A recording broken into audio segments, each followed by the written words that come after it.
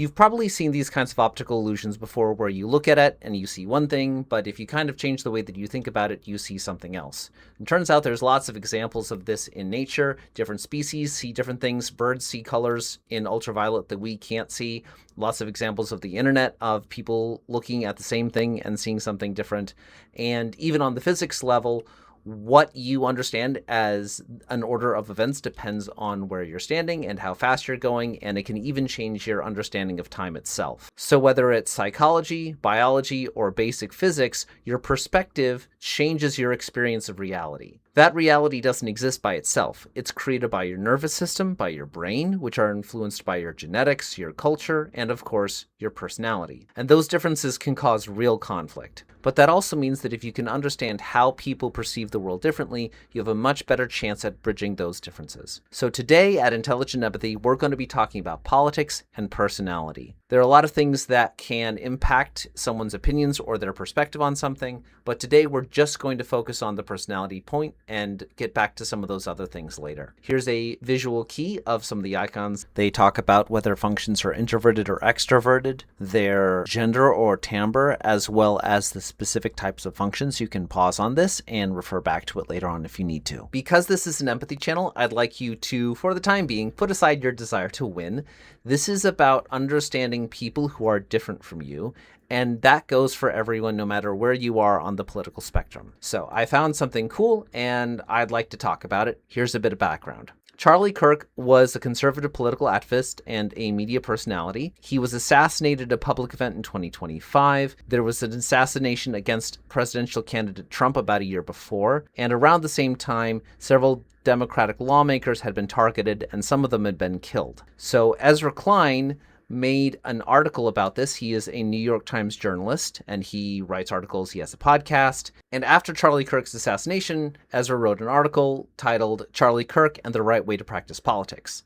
It was an attempt to reach across the aisle and show empathy for conservatives while also identifying something that he admired in Charlie Kirk, which was the willingness to engage other people in dialogue. And you praised Charlie Kirk's willingness to debate. You called it, quote, practicing politics the right way. What did you get right? And how has it been misinterpreted? My view is that in the, let's call it 12 hours after somebody is publicly murdered, it is a good time to sit with people in their grief. I said in that piece, and I believe that Charlie Kirk was practicing politics. He was arguing with people. I've heard people say, well, he's not really debating to find the truth. And of course not. He's a very, very effective practitioner of politics. He's trying to persuade people.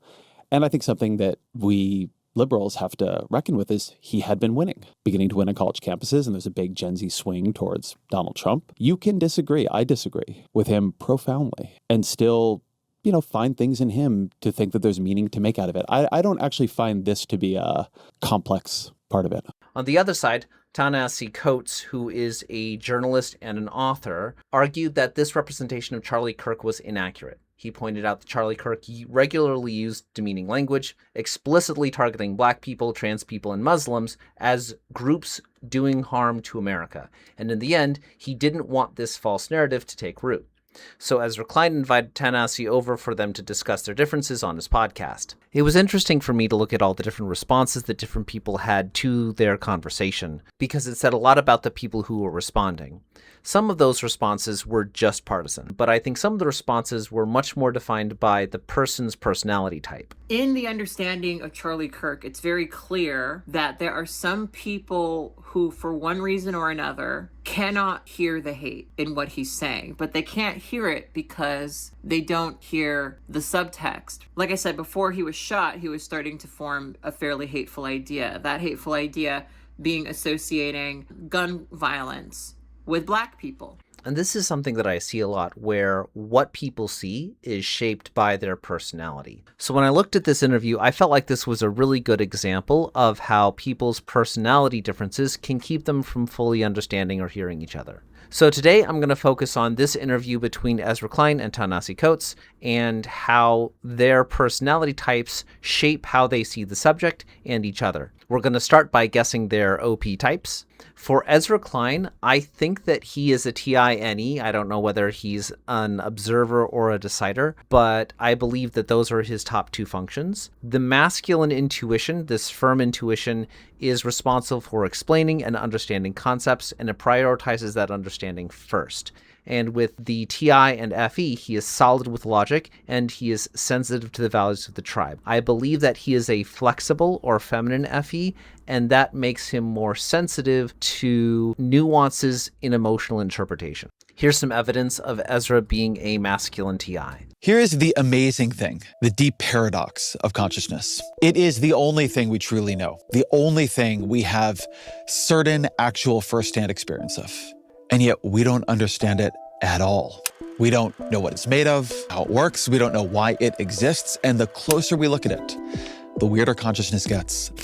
I find that so delightful that something so close can remain so mysterious. It's happening inside of us all of the time. Here's some examples of Ezra using his firm extroverted intuition to explain concepts with people and to use an understanding of the mechanics of things as a way of understanding the world. So you've got a cable news show. You're an attention merchant. I am. What is different about the way attention felt and worked in the early 2000s and the way it feels and works for you now? That's a great question.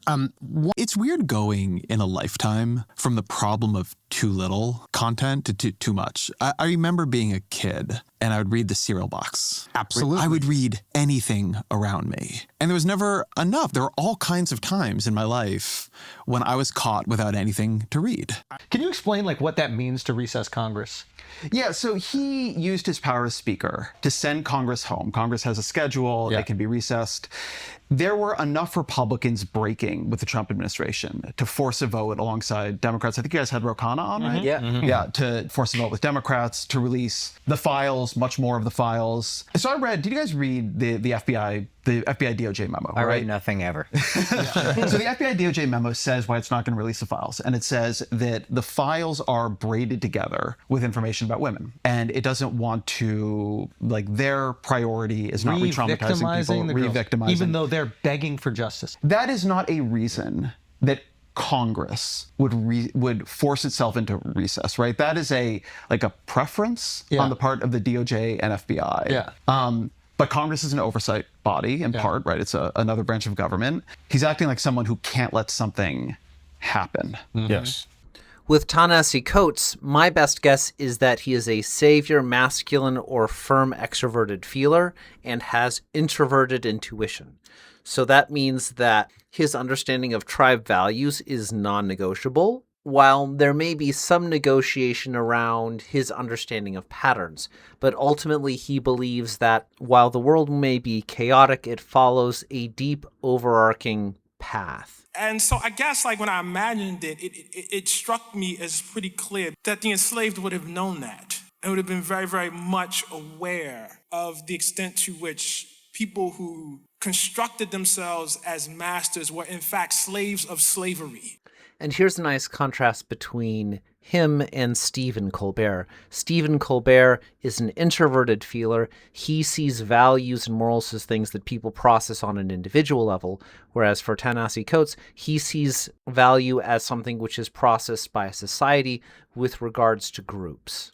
And you didn't have to translate for her because, as the old saying goes, the specific is the general. Yes. Because if you talk about your specific feelings, you have a commonality of humanity with other people, can recognize that in you. What do you recognize between you and the people who have an entirely different Black experience, the people of Senegal? Yeah, that's a great question. That I have recognized what that is. And that thing is loss. We, as the descendants of slaves, themselves as the descendants of people who were colonized, where I'm talking to a couple about this, and they're talking about the epidemic of skin lightening. And I'm struck by how beautiful everyone is, right? With this woman, and she's telling me how they want to look like how they perceive us being African Americans. And this is an example of him using introverted intuition. Introverted intuition is interesting because it's an introverted function. It's a little bit harder to explain to people.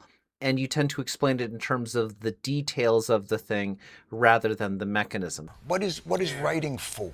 I have for a long time had in the back of my head that we do not have a complete understanding of politics. That is to say, we think of politics as what happens inside of a voting booth. You go in and you choose, pull a lever for whatever. Right. But there's a whole entire architecture that happens outside of that voting booth that defines what goes on inside of it, what issues are appropriate, frankly, who is human and who is not. And that is the work of stories, movies, television shows, writing, all of that. And here's another example of him using lots of physical examples to represent a deeper pattern. I am first and foremost a product of Baltimore, Maryland.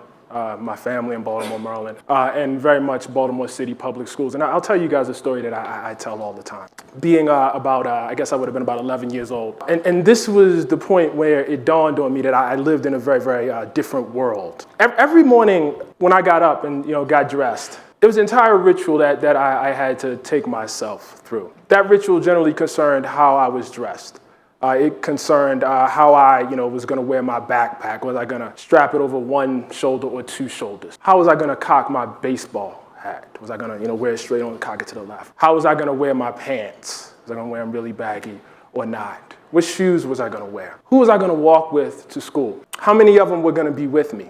It had to be all boys. It always had to be all boys. It could never be girls. Every single one of those decisions was totally committed to the mission of keeping violence from being done to my body. That was the entirety of what all of those rituals were about. And here's another example where he sees kind of like what happens along the path as being kind of random. You just flow along in the overall direction that history is meant to go in. Is there anything we could have done that he could have done, that Nope. we could have all done that would have changed where we are? No, nothing.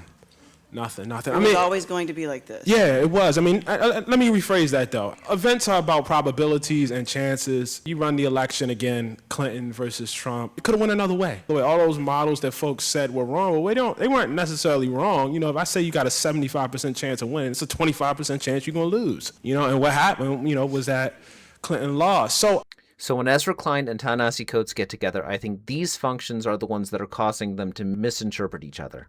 There's a difference in the extroverted intuition versus the introverted intuition, and the flexible extroverted feeling versus the solid extroverted feeling. For introverted intuition, there's a belief that lots of random things happen, but they form an overall pattern, and what you're responsible for is an understanding of that pattern. Whereas with extroverted intuition, there's one physical reality that has lots of different interpretations and perspectives. And it is kind of helpful because both Ezra and Ta Nehesi Coates have introverted thinking and extroverted feeling as functions. So they have a similar understanding of the relationship between self and tribe. Well, suppose one person says, if we allow guns in society, innocent people are going to die. And another person says, but if we don't allow guns in society, then only the bad guys are going to have guns and they're going to kill innocent people and there's going to be no one to protect them. So innocent people will die. Both of them agree. Innocent people dying. Boo. And what they're debating is a descriptive truth of the matter as to whether, literally speaking, more guns, more deaths, less deaths. All right, so we've set the stage with the two different personalities. Ezra Klein is responsible for understanding and influencing external mechanisms and understanding the logic, the connection between the decisions that you make and the outcomes in those systems. Whereas Ta Nehesi Coates is responsible for influencing the public's understanding of morality and sees one path that you have to go along. There's not really much that you can do to deviate from that path. This has been a conversation I've been engaged in since Charlie Kirk's murder. And I wanted to have it with somebody who has maybe not liked the way I've been approaching it. Ta Nehesi Coates is a writer I admire, somebody I have a genuine friendship with. He published a piece in Vanity Fair, pretty harshly critical of what I had written. He compared what I was doing there to the whitewashing of the Southern cause after the Civil War. I think it would be the height of hypocrisy for me to say we need to reach across divides and disagreement and then not talk across my own. So I wanted to talk to Ta Nehesi about the piece, about the aftermath of Kirk's murder, but also about a disagreement that I think is about more than Kirk. I think there's something very unsettled in the sort of broad coalition of the left around who we talk to and when and how. When is that work moral? When is it necessary? When is it a betrayal? As always, my email, EzraKleinShow@nytimes.com. going through all of the clips of the things he said, the way he talked about people, the way he described groups in ways that, honestly, even as I was writing it, I was uncomfortable saying. And so the idea that this guy should be in any way celebrated for how he conducted politics, he just slurred across the board and then ran an organization which appeared to me just a haven of hatred. I would not want that to be a model for my politics. You know, you are not attempting to make a statement for the entirety of it. But I guess I feel like at a certain point, somebody's legacy or somebody does something that is so large that it's tough to think about their legacy and take that out of it. For me, the immediate hours after somebody is murdered in public, my instinct then is to just sit with them in their grief, right? To say, I can, for this moment, find some way to grieve with you, to see your friend the way, or in some version of the way you saw him. I actually think that actually is a great impulse, that after somebody's been killed and that person's family, you know what I mean? That it was being looped in front of all of us. Jesus Christ. Which I think has a lot to do with how this was taken. No, it's terrible. So let's get to the conflict. The first conflict is controlling outcomes. Ezra Klein believes that he is responsible for supporting other people in their grief, the way that they understand it, and that makes sense with his flexible, extroverted feeling. But he also believes that people have different perspectives, and he has responsibility to reach across the divide to form a common understanding and find something good in other people that people can agree on as a unifying influence. You know, I think all of that is understandable, but I guess, was silence not an option? Yeah, silence to me was not grieving with people. I felt it was important as someone who is liberal, as someone who is a voice, that there are moments like that. Like, I really do feel, and it's funny because you said something like this in your piece, but it was a little bit more offhanded. That political violence like that is an attack on us all. Right. So one of the main conflicts is, how do they see their responsibility? For Ezra, he feels like he has a responsibility to influence the mechanisms around him in order to make for a better future. Whereas with Ta Nehesi Coates, he thinks that the path is just what it is. He doesn't think you can change it. Let me flip that question actually a bit. Why are we losing? We're losing because there are always moments when we lose. See, that feels very fatalistic to me. It doesn't feel fatalistic to me. It feels like the truth. Ta Nehesi's savior function is firm, extroverted feeling, which means shoving on the values of society. Pushing on people is hard, and they aren't likely to budge, but you just have to keep doing it. You shouldn't look to the outside world to know if you're doing a good or bad job. You have faith that you understand the path that you need to go on. To me, it feels like the truth. I mean, and let me express what I mean. I'm Ta Nehesi Coates. I'm the writer. I'm the individual. But I am part of something larger, and I've always felt myself as part of something larger. I have a tradition. I have ancestry. I have heritage. I do whatever I do within the time that I have. And much of what I do is built on what other people did before then. And then after that, I leave the struggle where I leave it. Hopefully it's in a better place. Oftentimes it's not. And then my progeny pick it up and they keep it going. Descended from people who in their lifetime fought with all their might for the destruction of chattel slavery in this country. And they never saw it. They died in, defeat, in darkness. From Ezra's perspective, this is a profound abdication of responsibility. You are responsible for making the world a better place, and Ta Nehesi is just ignoring that responsibility. Sometimes I think that having a historical scope that wide can make the present too deterministic. To me, I look at the last, 8, 12 years. What I see having happened is we, the coalition I am in, the things I believe in, lost ground. And people determinedly worked to make that so. Charlie Kirk worked to make that so successfully, right? I think that when he began going to college campuses and putting out a sign at a table, what he was eventually going to build was not obvious, right? I think he worked. I think he was a successful political actor. And I think that from when in 2016, we lost to Donald Trump the first time, very narrowly, won the popular vote. And then in 2020, we almost lost to him and began seeing we were losing a bunch of voters we thought we were fighting for, right? Losing more working class voters, losing non-white voters, right? Something was changing, but we won, so okay. And then in 2024, we really got our asses handed to us. And we let a much more dangerous form of politics fully erupt. I think that reflects strategic decisions they made. I think it reflects decisions we made. It's not enough to say, we lost, there are backlashes, sometimes you lose. I think it requires like a very fundamental rethinking, like a disciplined strategic rethinking of what have we been doing? Why have we Why are people preferring this to us? Conflict number 2, engaging with the other. So everyone's personality can influence their values and their responsibilities, but that framework also influences their perception. One of the ways that your personality can alter your perception of reality is moral distance. So with most people, you have people that you are close to and you're comfortable with, and there are people who are far away from you. And the way that your brain interprets that distance between who is close and who is far away is very different. So let's pretend you have a person, they're looking at a range of people from the left side of politics to the right side of politics, and they might see a spectrum. However, someone else might see a firm dividing line. So if everyone's on a spectrum, you can kind of see an equal distance between all these people going out. Whereas for other people, there's a clear dividing line between what's okay and what isn't okay. For Ta Nehesi, he has a solid extroverted feeling function, which means that he has a firm understanding of what the tribe values should be. And there is a clear boundary between what is a good person or what is a bad person. So, for example, lots of people might have a difficult relationship with George Washington, long revered as a very good moral founding father, but he owned slaves. So does that mean that he is a terrible person and you write off the good things as well?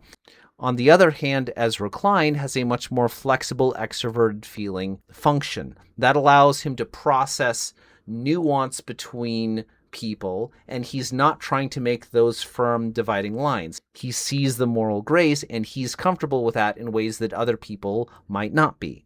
In addition, those observer functions are also going to change the way that people perceive the world. So if you have extroverted intuition, you see lots of different perspectives on all of these different things as being valid. Whereas if you have an introverted intuition, you're more likely to condense that spectrum on a narrower set of dimensions. That's going to make it so that someone like Ezra is more likely to see people as having a wide variety of valid perspectives, whereas Ta Nehesi is much more likely to divide the world into a narrow band where there's a dividing line and there's good people on one side and there's people that he doesn't like on the other. And one of the problems is that many of the people that he would consider to be supporting bad values and may represent a lot of people that he wants to, in theory, make a community out of. And the differences in these functions change the way that people think it works. If you have a flexible, extroverted feeler, you are much more likely to believe that being gentle and working with people in a supportive, listening sort of way is much more likely to change their opinion, whereas being forceful won't. I'm Jewish. So I have a natural, obviously, horror of racism.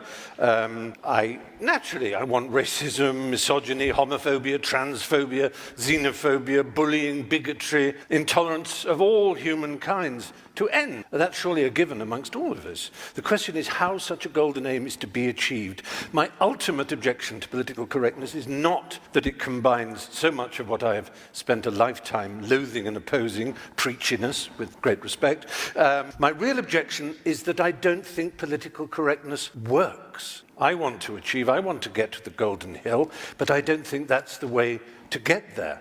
I believe one of the greatest human failings is to prefer to be right than to be effective. I used to be a closed-minded, bigoted, homophobic person, kind of stereotypical angry white dude thing for a long time. And I get asked on the daily, especially over my Facebook page, what was it that made you change your opinions on people and those things? But ultimately what it came down to is that people who I was taught from a very young age were to be feared, to be avoided, to be demonized, were very, very kind, and they showed me kindness. So as a 10-year-old, I got on the bus from my school. Everybody was black, except for one seat. There were no seats, and a black lady was sitting beside that seat. And this lady said, I'll never forget it. She said, honey, you can sit right here. And she patted the seat. Said, honey, twice. Honey, it's okay, you can sit. Elaine, I sat in that seat like this. I didn't move a muscle for 3 miles. I got off first. I went home.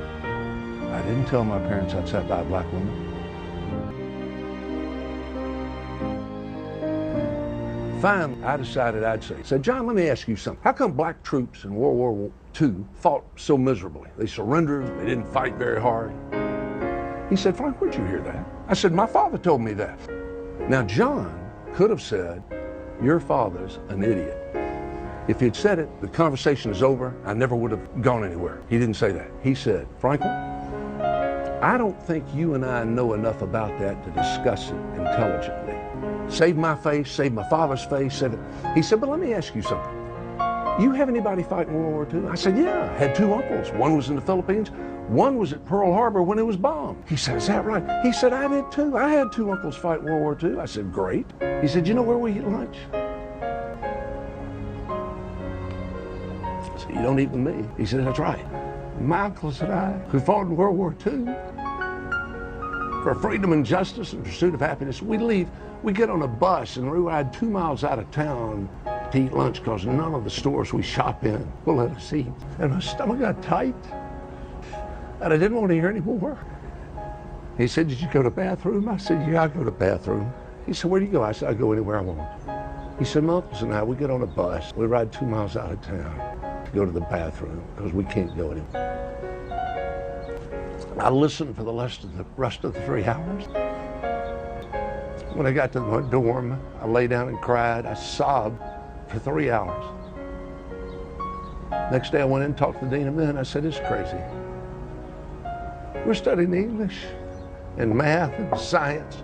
And right across the street over there, we got people, citizens we don't even know. It didn't make sense. But I'm going to tell you, as this white person sitting here, I am absolutely certain I benefit.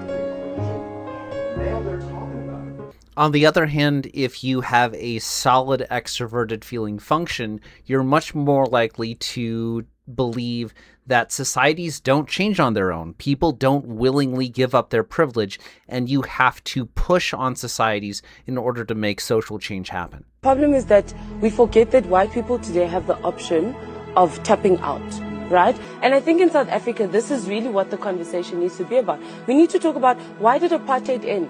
Why did colonialism end? It didn't end because people's perspectives and behavior changed. It ended because it was expensive. It ended because white people couldn't travel anymore. It ended because they couldn't go and play sport, because entertainment for white people was over. Therefore, they needed to bring equality. That's not, we need to be honest. We must be honest about this. Demand respect and demand a level of humanity as opposed to what other people just get automatically by being white. Let me ask this question. What do colored people now hope to gain by pressing the segregation fight at this time? What immediate results do you hope to achieve? Well, we hope to achieve equal rights of any human being deserving. On the 5th of December in 1955, a Negro woman was arrested, Mrs. Rosa Parks, for refusing to give up her seat for a boarding white male passenger. What do you think the prospects are for achieving that goal? I think we'll be successful if we continue. How long do you think it would take? I have no idea how long. Our strategy in going into Birmingham was to have daily demonstrations that dramatized for the nation what was the nature of segregation. So we'd have a small group going down and picketing the lunch counter. We'd have another group that would go to a bank and they would apply for a job. And when they didn't get the job, they'd kneel down in the bank and pray. So it was a day-by-day calling attention to what segregation meant. The SCLC and local civil rights leaders won a federal law banning segregation nationwide and aimed to apply the same protest tactics here that worked in Montgomery. But Birmingham is a city under siege, ruled by a strict segregationist, Chief of Public Safety Bull Connor, determined to foil every move they make. You can never whip these boys if you don't keep you and them separate. I found that out in Birmingham. You've got to keep the white and the black separate. So this was a man who was defiant and brutal, and it would eventually create the spectacle of suffering that would lead to momentous social policy movement, but also strategic changes for King and his people. So what are the clues that this is actually a big personality conflict? I think one of the biggest hints is that there is total disconnection around these issues where they circle around the same points over and over again. But when I say we began writing people off, I think that's something that happened. And I think something I saw in this debate, but kind of like underneath it, was that the work of politics, of bridging over a lot of profound, fundamental moral disagreements, I think became somewhat demeaned, diminished. It began to seem like, in many cases, a betrayal to people. The tent shrunk. The people I feel more comfortable with wielding power shrunk.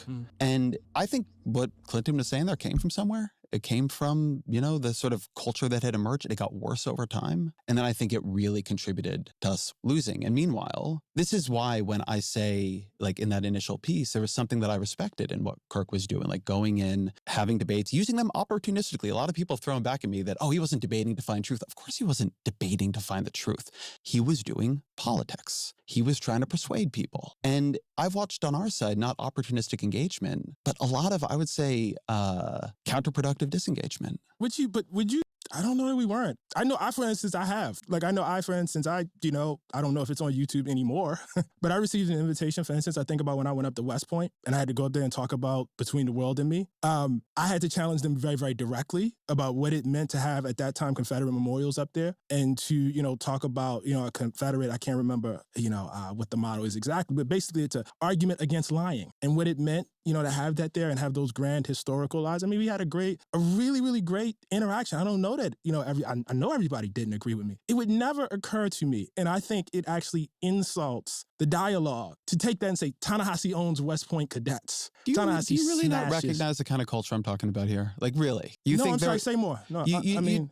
I think they're because they're diffuse. Right. Right? It's a lot of people doing a lot of things all at once. But I think of the huge backlash to Bernie Sanders for going on Joe Rogan's show because Rogan was transphobic, right? Such a big backlash that when I defended him, I became myself a Twitter trending topic. Right. To Elizabeth Warren for going on Bill Maher's show. Bill Maher's Islamophobic, right? There were protests at Netflix when they brought on Dave Chappelle, right? I think there was a politics of content moderation that took hold that was more about enforcing boundaries of what, were and were not ideas we should be engaged with than about engaging with them, again, even if opportunistically. And when I go back to something I was saying to you a minute ago, I am in a process right now of thinking we failed, right? We lost. The loss is having terrible consequences. What do we need to rethink? How do we become competitive again in places where we're not? And I think there is something in here. Do people feel like, even if they disagree with us on some things, that they have a place with us? And my experience going around the country, talking to people, I've been on a lot of,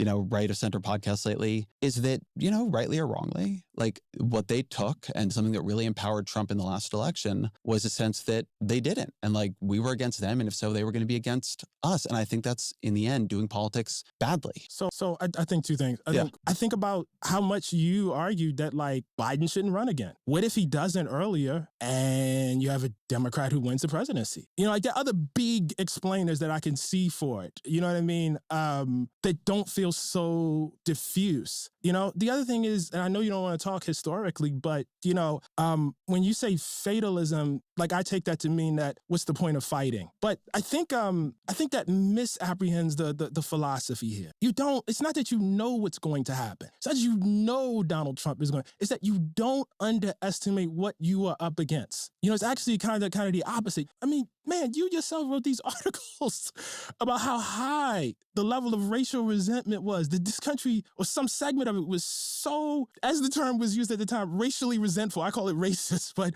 racist, that it flooded down to Barack Obama's dog, Bo. Mm-hmm. That's not a small amount of power. Like that's not a small force. And so, just really quickly getting back to Charlie Kirk, like I would watch those clips of him saying those things, man, and I would see how people would cheer and get charged by it. People get activated by hate. It's a very, very, very strong force. And so I don't think it requires you to feel that you will eventually lose. On the contrary, I think it requires you to feel that even if you do lose, you have this kind of steadfastness You know what I mean? To keep going. I think that there is a diminishment of the political coalition building that we now need to do, because we have come to the view that a pretty wide variety of people are in some ways kind of deplorables. I think it's weakened a bit in the last couple of years. I would never use that language. Jesus Christ. But like, that's not, so when you ask me about that Hillary Clinton, that's what, like, I would never say it like that. That's great. I think it's good that you wouldn't say it like that, but and I'm not saying I don't even think that, by the way. Like I don't even focus on people that, look, I am at war with certain ideologies and ideas, and I want them expunged. I want to turn them into phrenology. That's what I want. But I don't want the people,